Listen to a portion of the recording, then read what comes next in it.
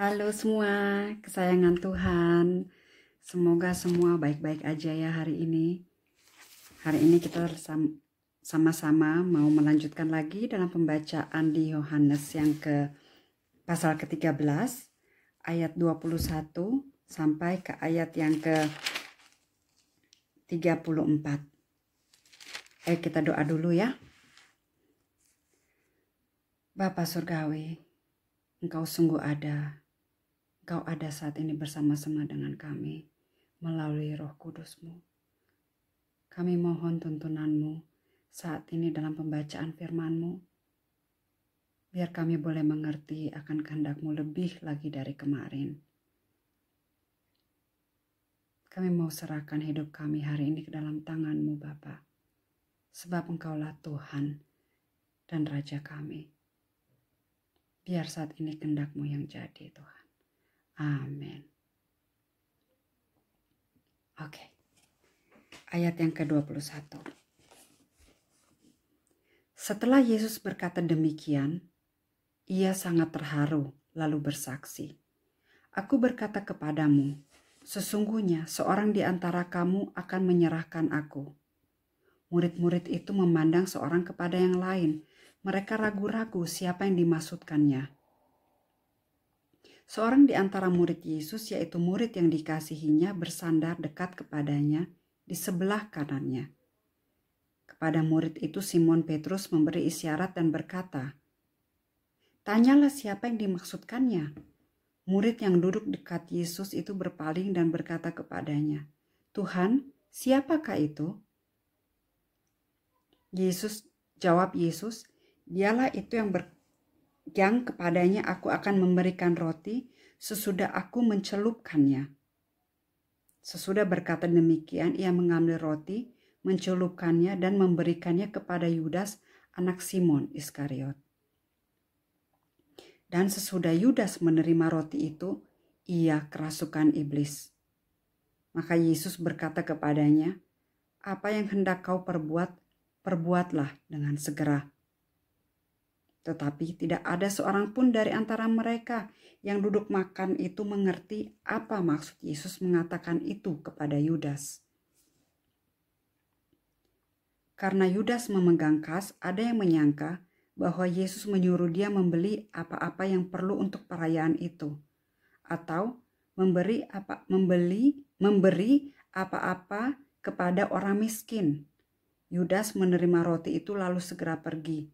Pada waktu itu hari sudah malam. Entah bagaimana perasaan kamu saat ini saat membaca firman ini, tapi kalau saya membaca ini rasanya ngeri, karena sudah jelas-jelas Tuhan Yesus itu menyatakan bahwa Yudaslah si pengkhianat. Tetapi tidak ada satupun dari muridnya yang lain, yang 11 murid yang lainnya ini yang sadar bahwa yang dimaksud Yesus itu adalah Yudas Iskariot. Padahal di saat ditanyakan siapa yang akan mengkhianati di antara mereka, Tuhan Yesus udah kasih jawaban yang jelas. Toh tidak ada yang mengerti.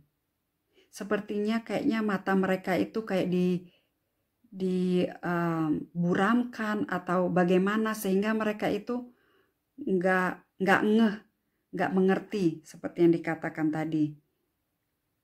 Dan Yudas hatinya itu sepertinya sudah tidak bisa diselamatkan lagi, karena meskipun Tuhan Yesus sebelumnya sudah mencuci kakinya melayani dia, tetapi dia tidak merubah rencananya untuk mengkhianati Yesus. Sehingga kayaknya sudah tidak ada jalan untuk berbalik lagi buat Yudas untuk bisa merubah tabiatnya, kelakuannya.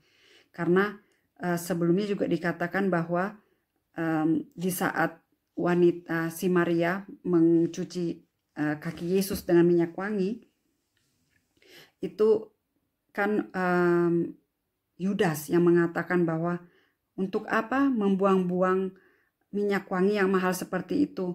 Sebaiknya minyak wangi itu dijual dan uangnya diberikan kepada orang miskin.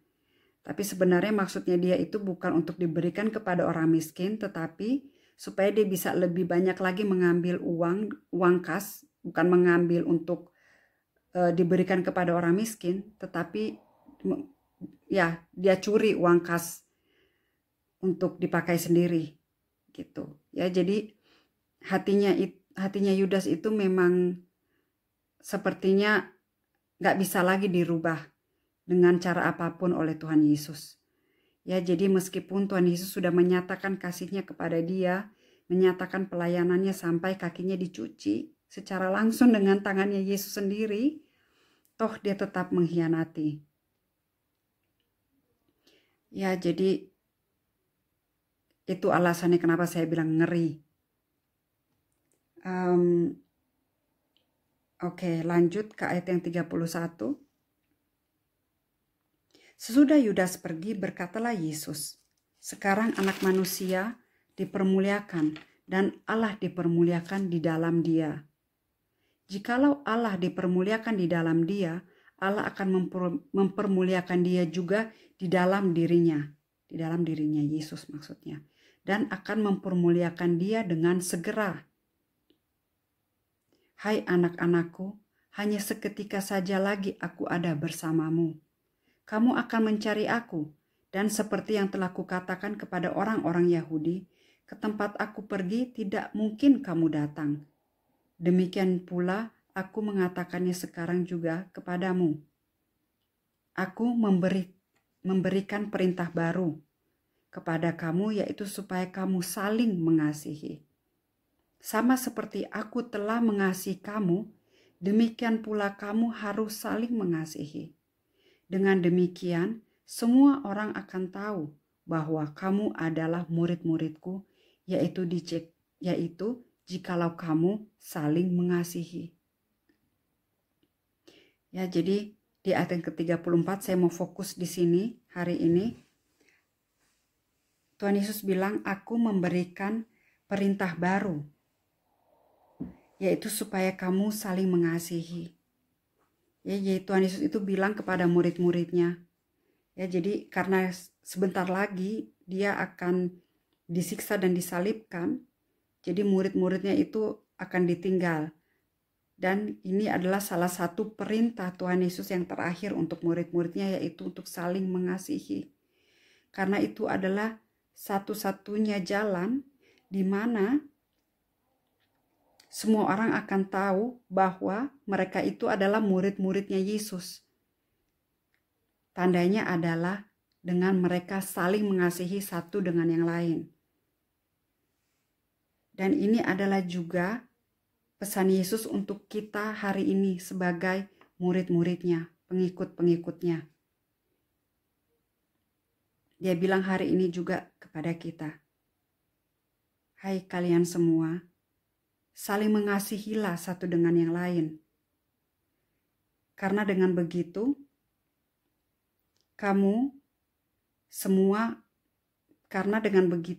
semua orang akan tahu bahwa kalian adalah murid-muridku."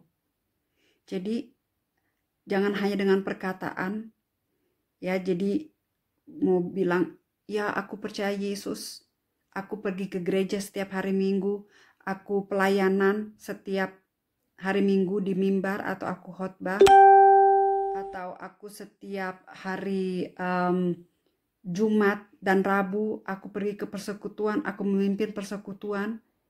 Tetapi kalau kita satu dengan yang lain tidak hidup dalam damai, tidak hidup dalam tolong menolong, saling menguatkan, ya,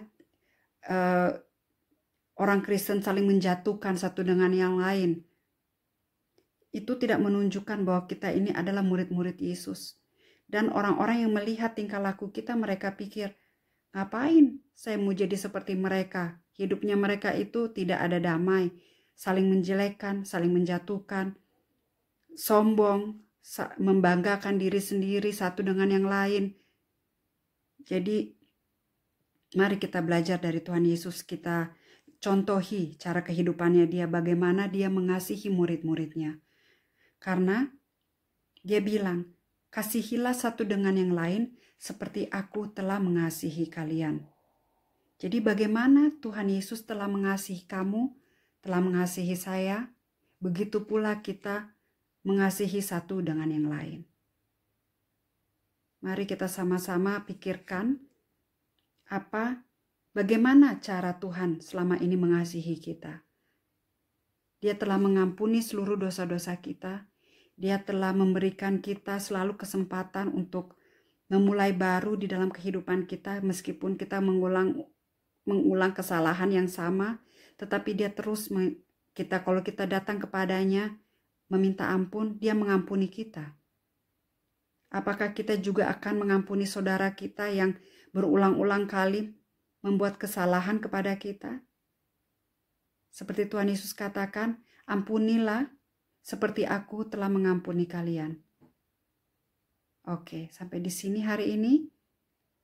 Kita sambung besok lagi ya. Tuhan berkati. Dadah.